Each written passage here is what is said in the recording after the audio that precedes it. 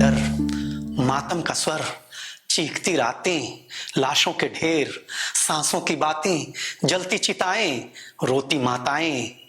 हुजूर, इन सभी ने हिला दिया है। सरकार, आपने अच्छा सिला दिया है।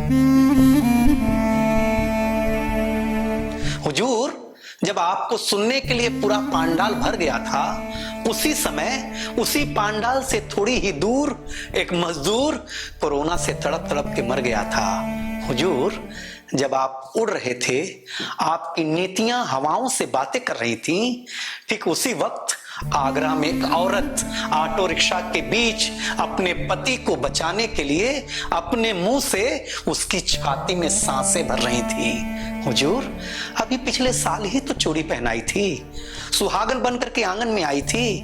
न जाने कितने सपने सच हुए थे, साथ साथ हंसे थे, साथ साथ रोए थे।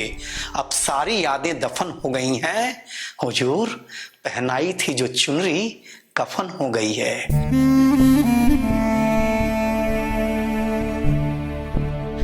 इन घटनाओं के गुनहगार आप हैं, हम गरीब जनता हैं, आप माई बाप हैं। हुजूर, मैं जानता हूं कि ये महामारी है, बड़ी खतरनाक बीमारी है, इससे अकेले लड़ना आसान नहीं है, लेकिन हमारा दुख तो बस इतना सा है कि आपका हम पर पूरा ध्यान नहीं है। अगर होता तो सीट और जिंदगियां हारने की खबरें एक साथ आती, अगर होता तो ओट और लाशें एक साथ गिनी जाती। हुजूर, आपने पटेल की मूर्ति बनवाई, आपको बहुत बहुत बधाई।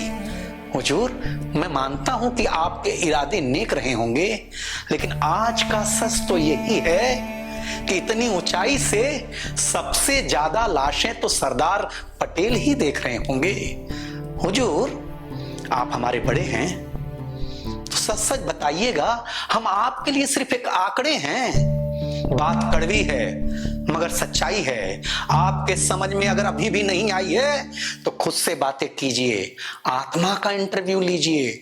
सुना है कि आपको आम खाना बहुत पसंद है, ऐसा एक इंटरव्यू समाचार है।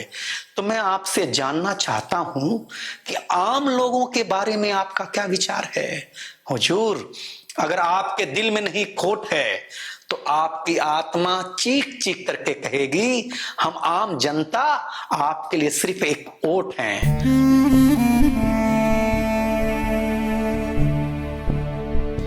हुजूर, जो गंगा में कच्ची लाशें तैर रही थीं, वो किसी के माई बाप थे। मरने के बाद उनका कोई माई बाप नहीं। पूछिएगा अपने आप से, ये बात कितनी है सही। हुजूर, अगर ईमानदारी से अपनी आत्मा का इंटरव्यू करते जाएंगे तो धीरे धीरे अपनी नजरों में ही गिरते जाएंगे। हुजूर, भगवान आपके लिए आधार, हमारे लिए सहारा हैं। राम हमारे लिए जाप, आपके लिए नारा हैं। आज हम अंतिम सत्य कहेंगे, भारत के लोग राम भरोसे थे, राम भरोसे हैं और राम भरोसे ही रहेंगे।